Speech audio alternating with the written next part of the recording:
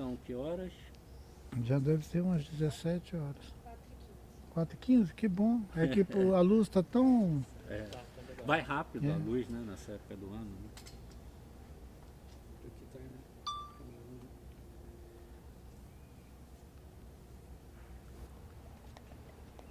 Acho que pode ficar Desculpa mais de frente, essas questões assim. técnicas, ô Vê Crenari. se tá bom pra você aí. Tá ótimo. Nosso estúdio está muito bom. Porque eu sei que meus livros, né, eles têm sido bem recebidos na Holanda, na Noruega, na Itália, França e tudo. E isso é um privilégio que a gente não pode negligenciar, né? É preciso ter uma interlocução, senão fica parecendo que é um livro sem autor, É. um livro sem pai nem mãe. Não, mas ele está gerando, é uma semente, né, que estão sendo jogadas aí. É. E está batendo com o momento atual, né, você não acha? Assim, da procura de uma saída para esse dilema, né? Parece que nós, como uma sociedade globalizada, ampla, implicada em todos os continentes, estamos sentindo a falta de outras perspectivas sobre habitar o mundo. Por causa do desconforto, por causa da evidência das mudanças climáticas, essa espécie de susto, essa inadequação do nosso modo de estar consumindo o mundo, habitando o mundo, ao mesmo tempo consumindo o mundo, que nós temos um clube cada vez mais restrito de gente que se reconhece como a humanidade. E fora desse clube, você tem uma imensidão de pessoas, de povos, que não conseguem sequer alcançar a condição de cidadania, a mínima condição de cidadania. Nós somos, na verdade, muitos grupos vivendo situações de carência, inclusive produzindo um fenômeno muito típico do século XXI, que é o grande número de pessoas vivendo a condição de refugiados. Os refugiados hoje, eles não são uma excepcionalidade. Não é porque teve um conflito na Palestina que nós vamos ter os refugiados da Palestina. Esses refugiados hoje, eles são de qualquer lugar do mundo. Eles são da África, da Ásia, da Europa mesmo. Já tem gente na Europa se movendo de um lugar para o outro por causa do desconforto. A Ucrânia em guerra, aquilo produz refugiados. Quer dizer, a Europa está produzindo refugiados dentro de casa. E uma das imagens mais terríveis que a gente poderia instituir é de estarmos refugiados no planeta, na Terra. Quer dizer, a nossa mãe, a Terra, que sempre acomodou nossa diversidade étnica, cultural, religiosa, tudo. Hoje ela está sendo chacoalhada por uma movimentação de grandes contingentes de seres humanos deserdados da Terra.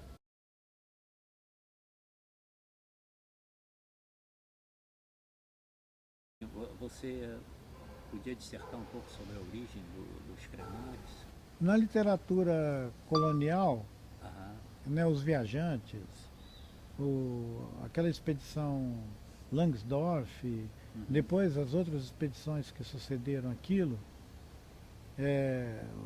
o Martius, a turma deles que passaram por aqui, os naturalistas, eles se referiam aos nossos antepassados como botocudos, Botocudos. que é um apelido que os franceses teriam aplicado, colado nas pessoas, nos grupos de pessoas humanas que ocupavam a região de floresta do Rio Doce, que é onde a minha família vive até hoje, com esse etnônimo Krenak. A palavra Krenak, ela é a junção de dois termos. O primeiro é cabeça, Kren, e o sufixo nak, que é terra. Então nós somos cabeça de terra. Esses antigos cabeça de terra, eles são os mesmos botocudos, que eram apelidados de botocudos. Mas sobre todos esses apelidos, nós temos uma autodesignação que é Burum. Burum. Nós somos Burum. E os Burum são seres humanos. Quer dizer, é uma humanidade tão antiga que ela se distinguia apenas como ser humano. Isso aí, Homo sapiens, como dizem os Ela não tinha pretensão de uma identidade exclusiva. Era ser humano, queria habitar a Terra como seres humanos. Com a qualidade de seres humanos que se sentiam parte de toda a criação, de toda a vida na Terra. Eu costumo ser interpelado sobre o que fazer e tudo, e eu não tenho nenhuma pretensão de guiar qualquer debate sobre como nos comportar no mundo, né? Tem gente muito mais interessada nisso do que eu. Nos meus ensaios, são 3 ensaios, né? Não são romances nem ficção, são ensaios. E o ensaio Ideias para Adiar o Fim do Mundo inaugurou uma conversa sobre a afirmação de que nós somos uma unanimidade. Eu disse que não concordo com isso. Nós somos uma desigualdade radical. E a negação dessa diversidade, dessa pluralidade, ela cria uma dificuldade muito grande de convivência entre os povos, e muitos conflitos e violência se origina dessa afirmação equivocada de que nós somos uma humanidade, Portanto, a gente estaria envolvido com ideias como fraternidade, igualdade, liberdade. Isso é só uma narrativa instituída no final do século XIX para compor isso que o século XX precisava, que era muita gente cooperando para que a vida produtiva, ativa, organizacional no mundo desse essa configuração que o capitalismo gosta, né?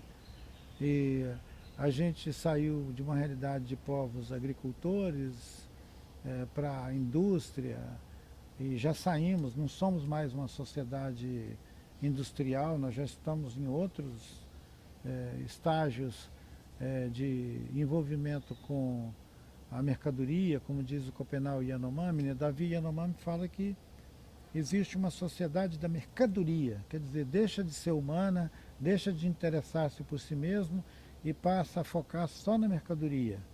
Alguém podia dizer que a grana, a economia, dinheiro. Então, eu nunca me achei oferecendo qualquer roteiro de vida para ninguém com ideias para adiar o fim do mundo.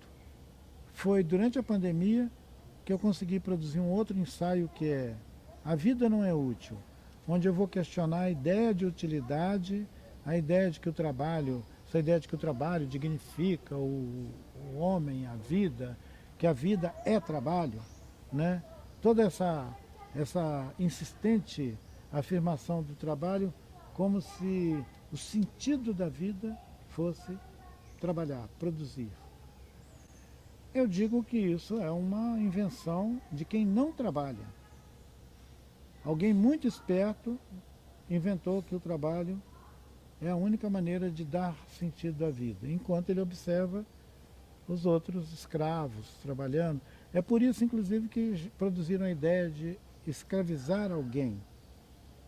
A questão é que de tanto você escravizar o outro, você acaba se tornando escravo também dessa lógica, dessa racionalidade, dessa estúpida afirmação do trabalho. Eu não estou interessado em trabalho. Quem está interessado em trabalho são os patrões. Os patrões querem muito que você trabalhe. E o que eu afirmo em A Vida Não É Útil é que nós precisamos experimentar a vida em si como fruição, a vida. A vida é um dom tão maravilhoso que a gente não consegue fazer uma descrição, fazer um mapa da vida. Ela nos surpreende em tudo, porque ela não está no casulo do humano. A vida está em tudo. A vida, como disse o meu colega Emanuele Cottia, com quem eu gosto de trocar ideias, esse pensador, biólogo, filósofo, matemático, um cara da hora, um comunicador, que é professor de uma das universidades lá da França. Ele vem aqui no Brasil de vez em quando. A gente tem um encontro, teve um encontro nosso chamado Conversa na Rede, onde a gente fala, especula sobre essa possibilidade de a vida estar em tudo, passar em nós, assim como ela passa na lagarta e na borboleta. A borboleta não lembra que foi lagarta, mas ela é vida, ela é uma vida. Então esse casulo do humano que encapsula a vida sai dele e vai para outras coisas, vai para essa planta, vai para um pássaro. E quando a ciência avançou na ideia de evolução, Darwin produziu muito mais conceitos interessantes do que aquele restrito e limitado conceito que foi apropriado pela sociedade industrial para justificar a violência, justificar a discriminação entre espécies e raças e tudo. E hoje, a partir do final do século XX, a ciência já se reapropriou do entendimento da evolução como um movimento que a vida faz em diferentes organismos. Não é só aquela bobagem de adaptação, que a girafa tem um pescoço comprido, aquelas bobagens. Aquilo lá é infantil. O que Darwin estava dizendo é que a vida está em tudo. E ela está em tudo de uma maneira tão maravilhosa que ela é capaz de criar nosso organismo. Ela faz o nosso organismo ser o que a vida precisa. Diferente de imaginar que o nosso casulo, nosso organismo, tem a capacidade de conter a vida. Não. A vida atravessa a nossa experiência de ser. Tem uma expressão na língua do povo indígena.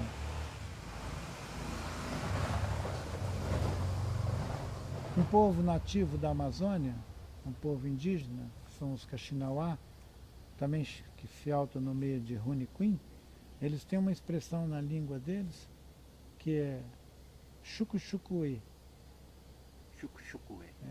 que é a vida sempre. A vida sempre. Um eterno retorno. A vida, vida, vida, vida, vida. Não tem uma interrupção.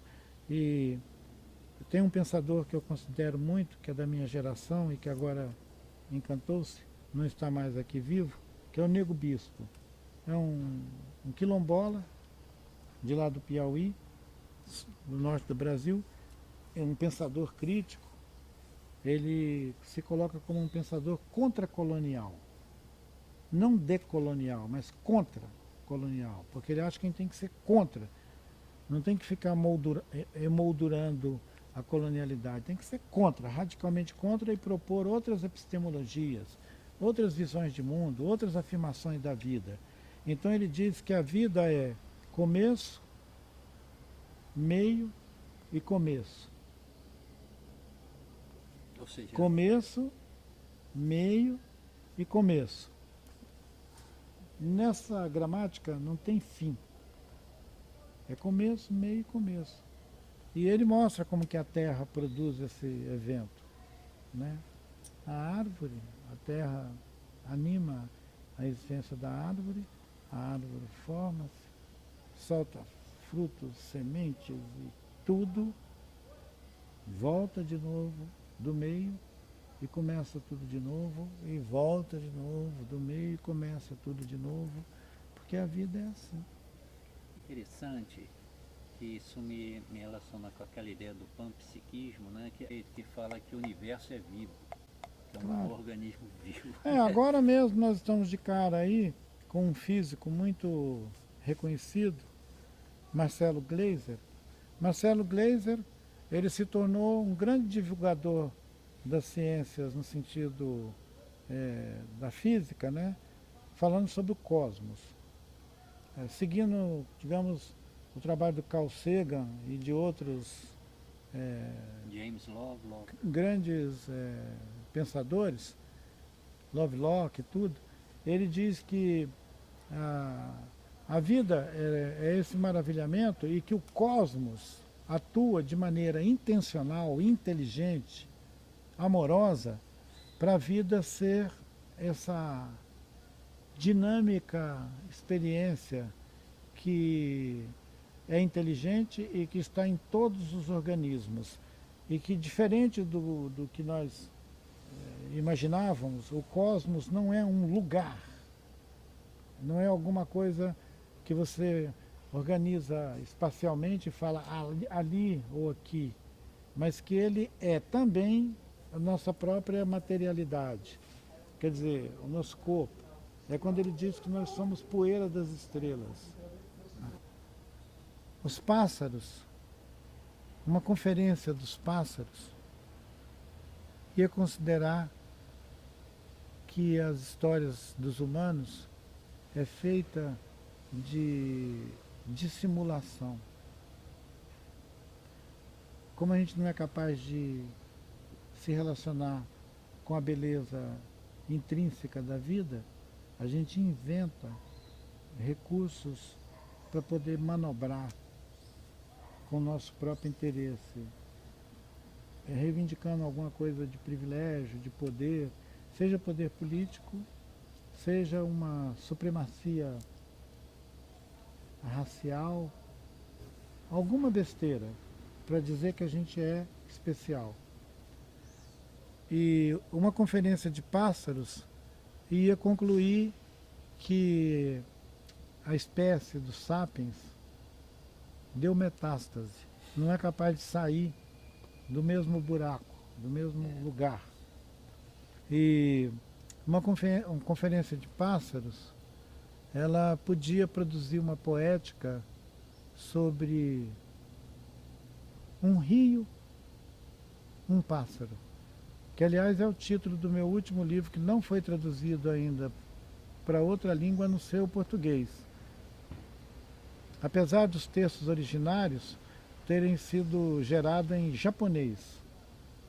Nas minhas viagens com o fotógrafo Hiromi Nagakura pela Amazônia durante 4 anos consecutivos, conversando. Então é um filósofo da floresta pensando a vida dos não-humanos da floresta e também fazendo uma crítica ao modo humano de habitar a Terra, que é o modo errado. E da trilogia Ideias para Adiar o Fim do Mundo, Futuro Ancestral e A Vida Não é Útil, você conclui uma parábola sobre os não-humanos. Os não-humanos observando o comportamento do humano, dessa tal de humanidade, que é uma ficção sociológica. Ela foi inventada. Ela não tem consistência nenhuma. Senão o mundo não estaria assistindo Israel esmagar a Palestina como se fosse uma briga de gafanhotos no deserto. Não estaria assistindo uma potência como a Rússia destruir a Ucrânia dia a dia, demolir um país, uma nação, uma história antiquíssima, porque a Ucrânia é tão antiga quanto a dona Rússia.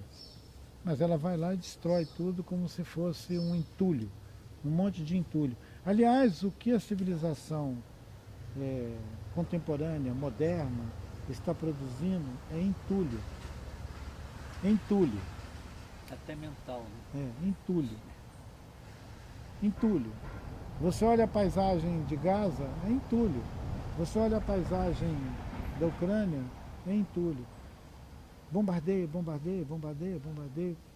Agora, a questão é, Krenak, Nós estamos em 2024, somos 8 bilhões de pessoas, né?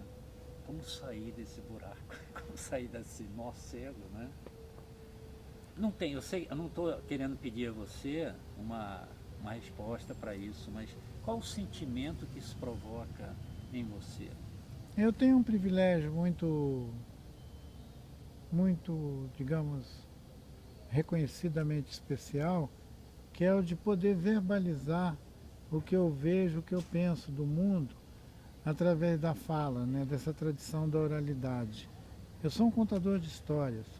Se nós não estivéssemos no Brasil, mas estivéssemos em algum país na África, eles iam dizer que eu sou um griot, que é um contador de histórias.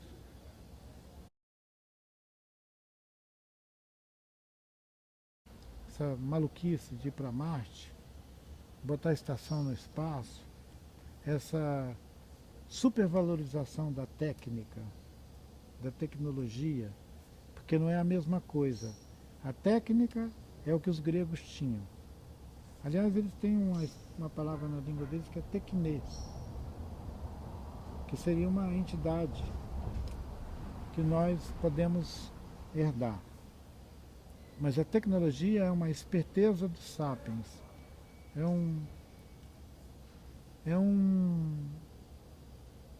artifício do sapiens, tecnologia, que está dando nisso. O nuclear, a coisa bélica, a dominação da vida no planeta, e produziu um evento que é chamado de antropoceno. Alguns autores vão dizer que é o capitaloceno, que é quando radicaliza a força do capitalismo, da mercadoria, e pisa sobre a terra com uma pata dura, violenta, soca a terra e nos separa da vida. Talvez a única espécie que habita a biosfera do planeta Terra, que tem a capacidade destrutiva de nos separar do corpo da Terra, seja os sapiens. Nenhuma outra espécie tem essa vocação.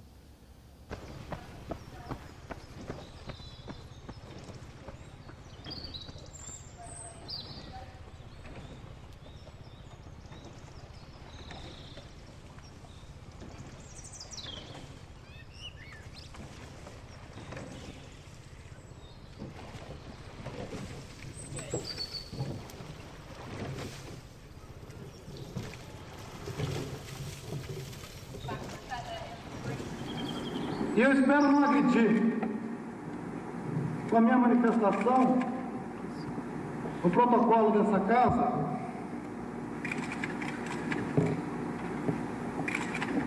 mas eu acredito que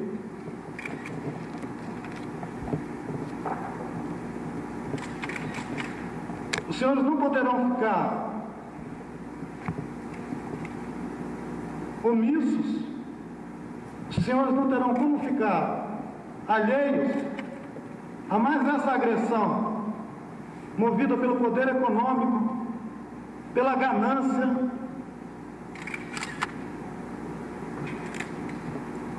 pela ignorância do que significa ser um povo indígena.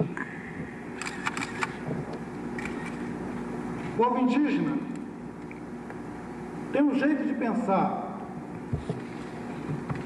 tem um jeito de viver,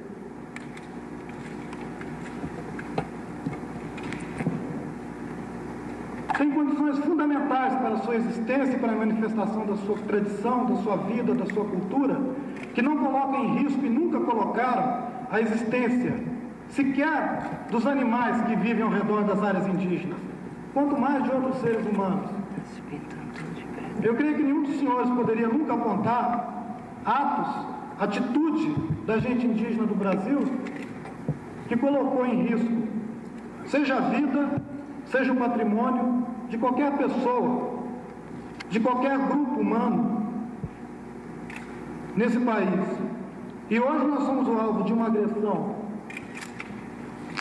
que pretende atingir, na essência, a nossa fé, a nossa confiança de que ainda existe dignidade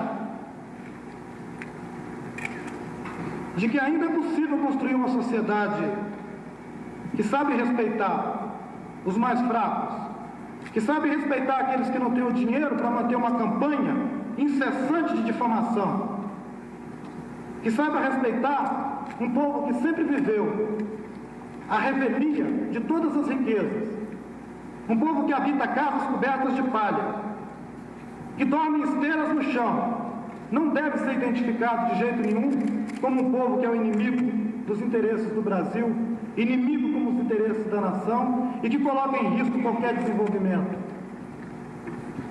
O povo indígena tem regado com sangue cada hectare dos 8 milhões de quilômetros quadrados do Brasil. Os senhores são testemunhas disso. Eu agradeço a presidência dessa casa, agradeço aos senhores e espero não ter agredido com as minhas palavras o sentimento dos senhores que se encontram nessa casa.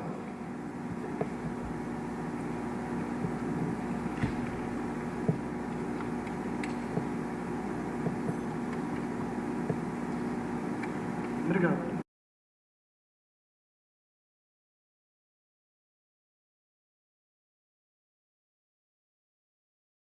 E aquela performance de 87, falando de teatro, né? Que você está no Congresso Nacional, está falando, e que foi já assim, né? Histórica, né? Aquilo foi improvisado, né? Ou você já tinha... Espontâneo, não né? tem texto. Depois é que gerou um texto, que ficou gravado, né? Todo mundo se refere até hoje a essa intervenção que eu fiz no Congresso Constituinte, dentro do Parlamento. Foi antes da Constituição. Foi o que produziu a Constituição que a gente tem hoje. O capítulo dos direitos dos índios fui eu que reivindiquei ele. Ele está inscrito na Constituição. E, de certa maneira, é ele que dispara uma biografia política do Ailton. Porque antes esse moço era só um rapaz de 34 anos fazendo suas artes. Mas tudo bem.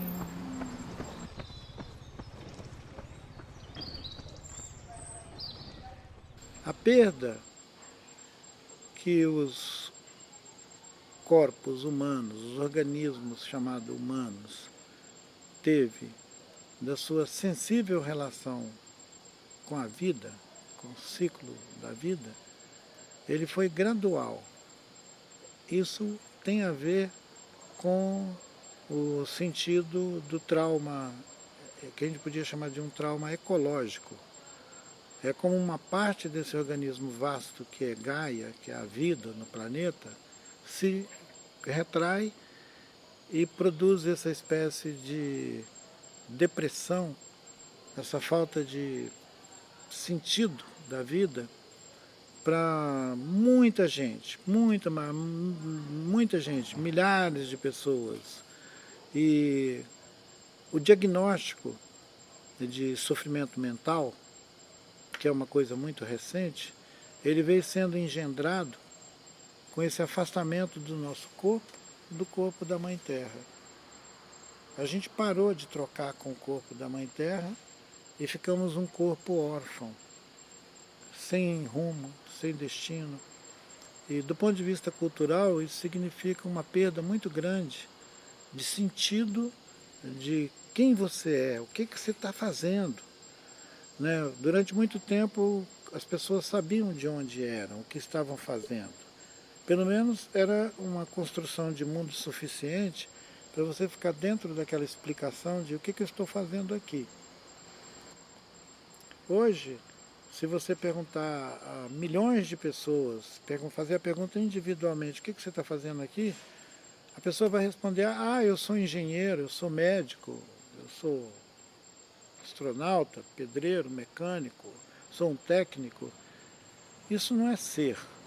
Isso é uma condição circunstancial que você está fazendo aquela função ali. Mas se você perguntar a fundo para ele, e o que você é? As pessoas não sabem responder essa pergunta. Mesmo que a resposta fosse antes uma resposta intuitiva, uma resposta imaginária, uma utopia sobre ser e estar no mundo, ela era suficiente para constituir uma persona saudável, alguém saudável. Por mais simples que a vida desse sujeito fosse, ele se sentia parte do que é tudo. A perda desse sentimento produziu mesmo esse adoecimento global, amplo. A Organização Mundial da Saúde declarou esse ano que o mais crescente diagnóstico que alcança as pessoas no mundo inteiro hoje, independente de qual país, de que lugar do mundo, é sofrimento mental. Quer dizer, é não pertencer a nada, a não estar em lugar nenhum. Até a ideia afetiva, romântica, de você pertencer a uma comunidade, essa coisa toda, foi se esgarçando, foi perdendo. E foram ficando pessoas solitárias. Eu lembro o Zygmunt Bauman, né, o filósofo polonês, que ele fala do mundo fluido, né, que a pessoa antes fazia planos para 20 anos, se casava, construía uma casa. Sim, tinha um ideário. Tinha um ideário, tinha uma estrutura de vida que se perdeu, até mesmo a questão da identidade como homem, como mulher, tudo isso. Então o sujeito não tem chão, por isso que é fluido, né? Não tem mais chão para pisar. Líquido. É líquido, né? Mas só que ele não fala por quê, né? A gente já vê claramente que essa ausência de relação com o planeta, né? Talvez uma condição para alguém poder ir além dessa constatação seja a memória de ainda ser parte de tudo. E se alguém é capaz de contar uma história da sua origem, significa que ele ainda lembra quem ele é. E ele escapou dessa distopia terrível que é viver num mundo abissal, onde tudo é líquido. Isso leva a pessoa a buscar alguma forma de chão, né? Daí vem o radicalismo. Aí você pode fazer qualquer coisa. Você pode fundar uma facção, você pode eleger a grana como um destino, você pode virar uma espécie assim de um boçal Bezos. Exato. Né? Hoje a única economia que existe no planeta Terra, seja na China, nos Estados Unidos ou na Europa, é isso que nós chamamos de capitalismo. Deu metástase, ele não permitiu que nenhuma outra experiência sobrevivesse. Então é terra arrasada. Se ela ficou sendo a única maneira de estar no mundo, significa que todas as outras maneiras possíveis de estar no mundo estão ameaçadas, inclusive a paz. A paz inundou o meu coração.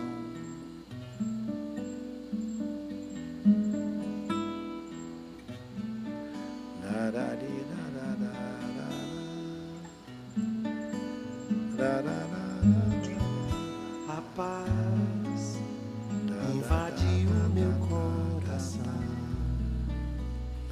A paz ameaçada no mundo por falta de amor, de simplicidade, de afeto por tudo, afeto pela vida, afeto por tudo que é vivo, sem fronteira. E uma paz sem fronteira, aquela que o John Lennon queria que poeticamente existisse, né? Um mundo sem guerra, um mundo sem religião, um mundo sem nação, um mundo sem fronteiras, um mundo primordial, né? Onde a gente pudesse se mover em paz.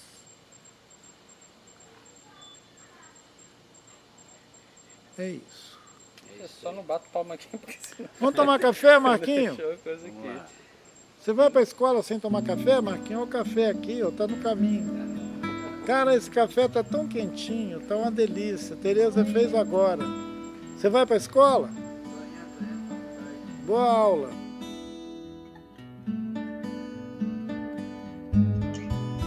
A paz invadiu meu coração. De repente me encheu de paz, como se o vento de um tufão arrancasse meus pés do chão, onde eu já não me enterro mais. A paz fez o mar da